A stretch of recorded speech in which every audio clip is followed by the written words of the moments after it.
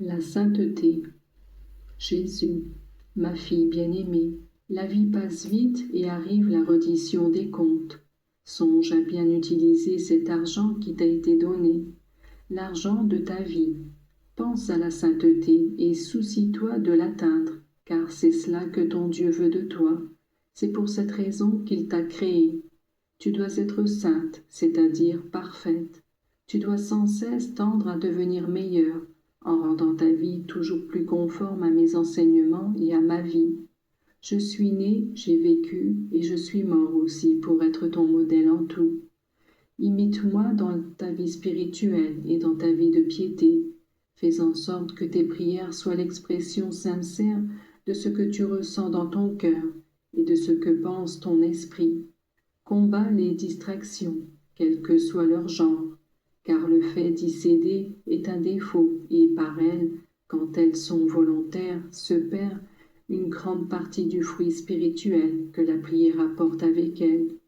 Vis ta vie intérieure en te souciant seulement d'augmenter la grâce qui te rend agréable au Père et qui approfondit toujours davantage mon amitié avec toi. La force.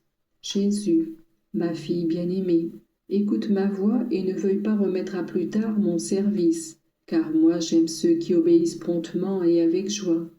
Je vais te parler de la force qui est l'une des vertus cardinales et l'un des plus grands dons de l'Esprit Saint.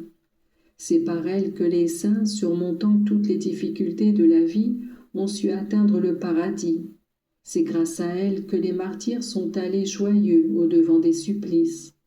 C'est la vertu de force qui, dans le sacrement de confirmation, donne à chaque âme chrétienne cette énergie grâce à laquelle vous avez le courage de vous déclarer mes disciples. Le respect humain est le pire ennemi Dieu chrétien. Il est très nuisible à votre âme et il m'offense à ce point que je vous dis, celui qui rougit de moi en ce monde, je rougirai moi-même de lui dans l'autre. La tristesse.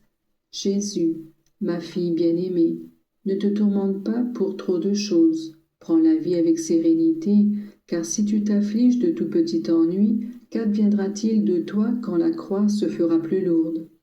Ne te laisse pas abattre par des riens, sois plus sereine, efforce-toi de te dépasser en prenant courage.